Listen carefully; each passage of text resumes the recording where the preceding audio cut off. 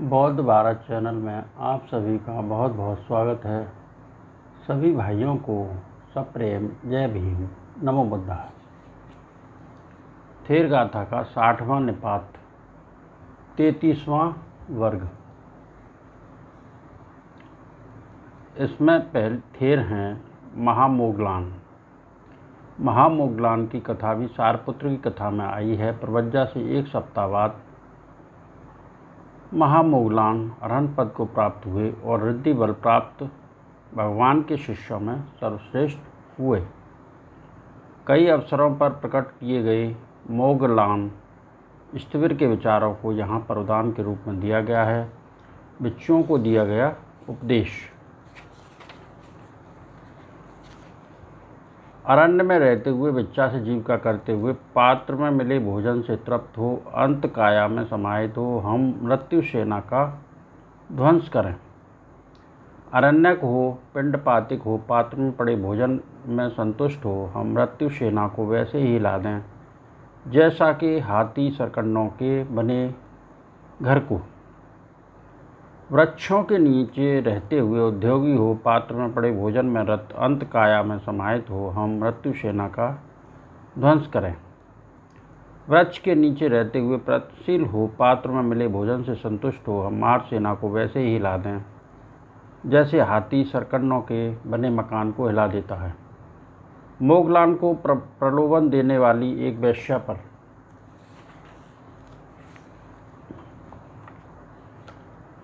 अस्थि पंजर की बनी कुटी में रहने वाले नसों से सिर सिए हुए मांस वाली गंदगी से भरी हुई तुझे धिक्कार है।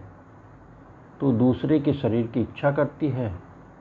तू त्वचा से मड़ी हुई गूद की थैली है। छाती पर गंड युक्त पिशाचनी है। तेरे शरीर में 9 स्रोत हैं जो कि नित्य बहती रहती हैं। 9 स्रोतों से युक्त तेरा शरीर दुर्गंध युक्त है और बंधन में डालने वाला है।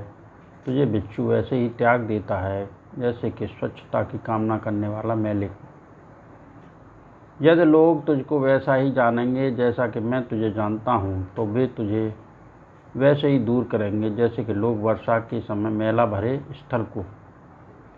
वैश्या महावीर श्रवण, आपकी बात बिल्कुल ठीक है, लेकिन कुछ लोग इसमें भी वैसे ही फंस जाते हैं जैसे कि बूढ़ा बैल दलदल में। मोगलान, जो आकाश को हल्दी या दूसरे रंग से रंगना चाहता है वह असफल ही रह जाता है। मेरा चित्त आकाश के समान है।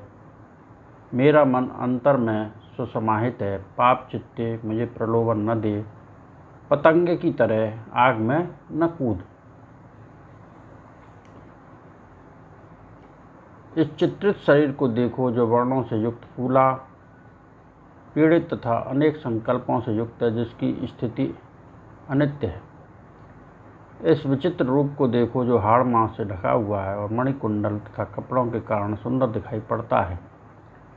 स्त्रियों की आलता से रंगे पैर, गंध चूर्ण से लिप्त मुख मूर्खों को ही मुक्त कर सकता है, साधना करने वाले पारगवेशी ज्ञानियों को नहीं। वेड़ी से बंधे हुए स्त्रियों के केश तथा अंजन से मिश्रित नेत्र मूर्खों को ही मुक्त कर सकते हैं। यह अंजन रखने की डिब्बी के समान नई एक चित्रित रूप से अलंकृत दुर्गंधपूर्ण काया मूर्ख को ही मोहित करने के लिए पर्याप्त है, जीवन मुक्त होने के लिए नहीं। तिष्ठ थेर पर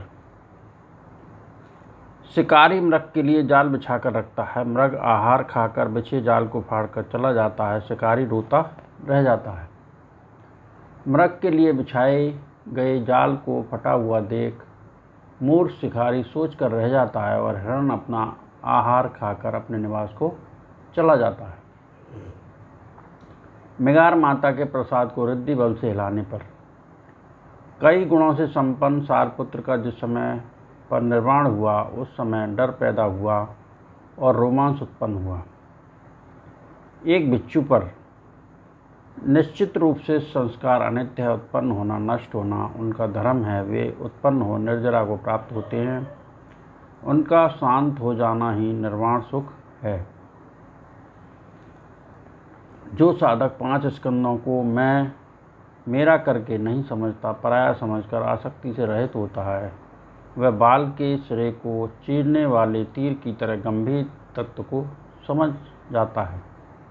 अपनी साधना पर जो ज्ञानी साधक संस्कारों को पराया समझते हैं, अपना नहीं, वे आसक्ति रहित हो सूक्ष्म से सूक्ष्म तत्व को भेद सकते हैं, जैसे किसी बाल के अग्रभाग को तीक्ष्ण बाण से भेदा जाए। महाकश्यप को देखकर अशुभ मानने वाले सारपुत्र के भांजे को शस्त्र लगने के समान या सिर माथे पर अग्निदह होने के समान स्थिति में बिच्छू साधक पीड़ा को सजग रहकर जानता है, वैसा ही काम तृष्णा को दूर कर विचरता है। शस्त्र लगने के समान या सिर माथे में अग्निदह होने के समान स्थिति में बिच्छू साधक पीड़ा को यथाभूत जानता है, वैसे ही भव तृष्णा को सजग रहकर दूर कर विचरता है। भगवान बुद्ध की अनुमति पाकर जिस महामुनि जितेंद्रीय और अंतिम देहधारी ने मृगार माता के प्रसाद को अपने पैर की उंगली से हिला दिया था, शिथिलता और अल्प प्रयास से साधना नहीं की जा सकती। निर्वाण प्राप्ति के लिए सभी ग्रंथियों का मोचन करना होगा। यह तरुण बिच्छू, यह उत्तम पुरुष सेना सहित मार्ग को जीतकर अंतिम देह धारण करता है। व्यवहार और पांडव पर्वतों के बीच बिजलियां गिरती हैं। दृढ़ संकल्पी बुद्धपुत्र पर्वत गुहा में प्रवेश कर ध्यान करता है। उपशांत ध्यानरत दूर एकांत में बहरने वाले मुनि बुद्ध श्रेष्ठ के उत्तराधिकारी, जिसका ब्राह्मण लोग भी अभिनंदन करते हैं। उपशांत ध्यानरत दूर एकांत में बहरने वाले मुनि बुद्ध श्रेष्ठ के उत्तराधिकारी ब्राह्मण गुणी कश्यप को नमन करो।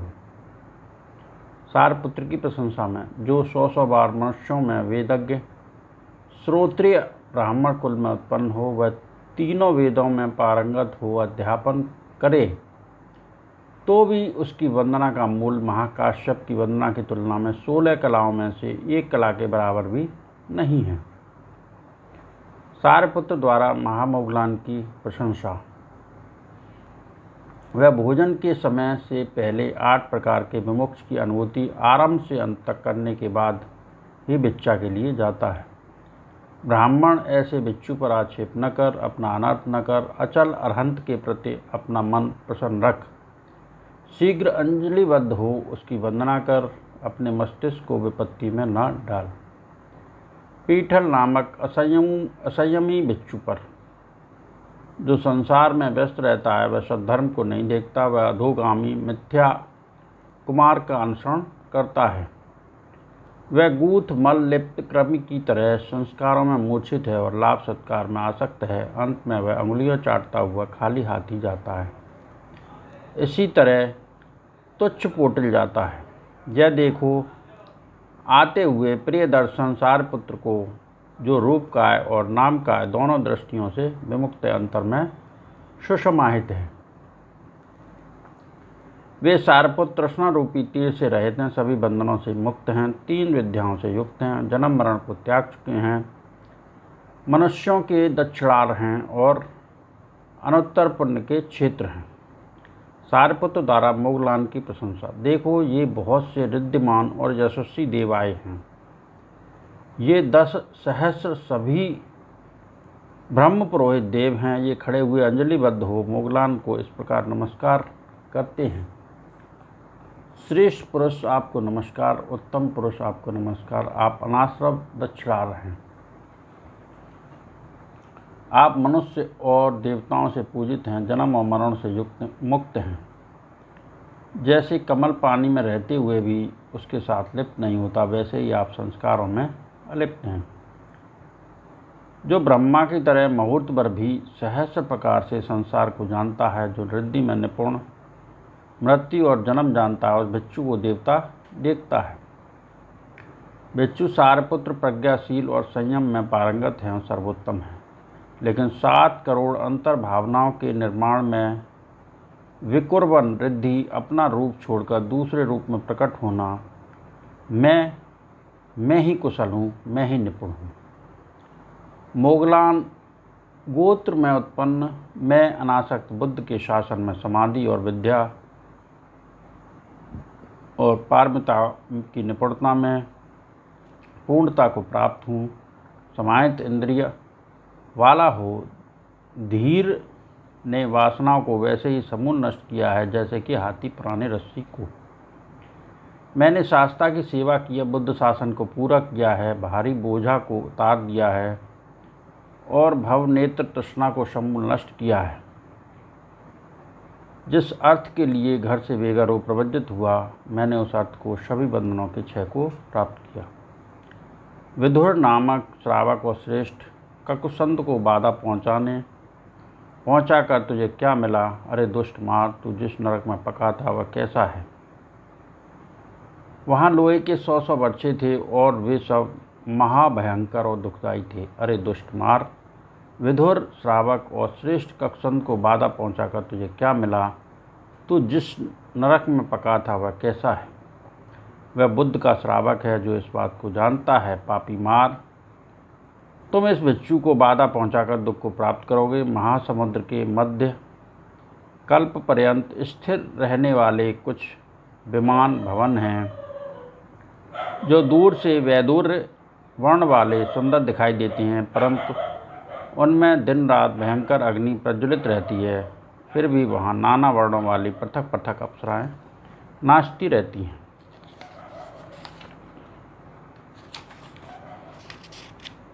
वह बुद्ध का श्रावक है जो इस बात को जानता है। पापी मार, तुम इस भिक्षु को बाधा पहुंचाकर दुख को प्राप्त करोगे।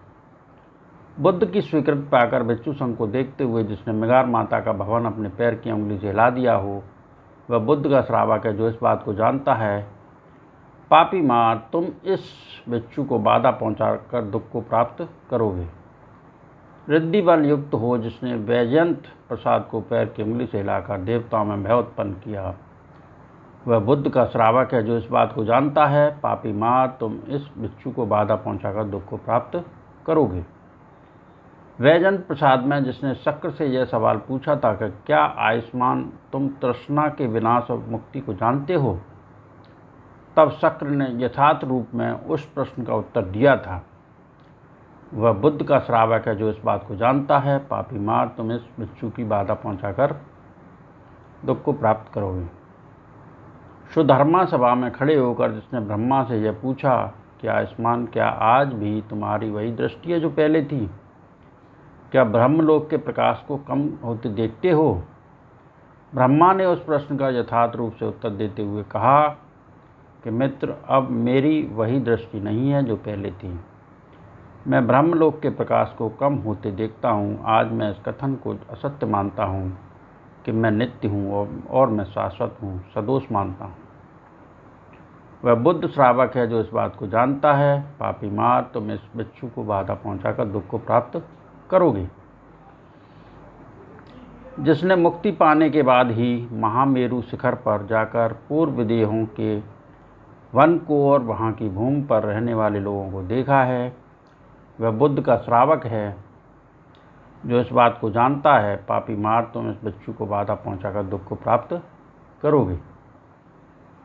अगर कभी यह नहीं सोचती कि मैं मूर्ख को जलाती हूँ, लेकिन मूर्ख जलती आग में अपने हाथ डालकर जला लेता है। अरे पापी मार, इसी तरह तूने तथागत पर संदेह किया, क्योंकि मूर्ख तुझे यह ज्ञान नहीं था कि आग को छूने से तू स्वयं ही जल जाएगा। अरे पापी मार, तथागत के पास जाकर अपना पाप अभिव्यक्त कर। क्या तू यह नहीं सोचता कि मेरा पाप फल पक गया है? अंत तक तेरे किए हुए पापों के नष्ट होने में बहुत समय लगेगा। मार, तू भगवान बुद्ध से दूर हट और भिक्षुओं के बारे में दुष्टता को छोड़ दे।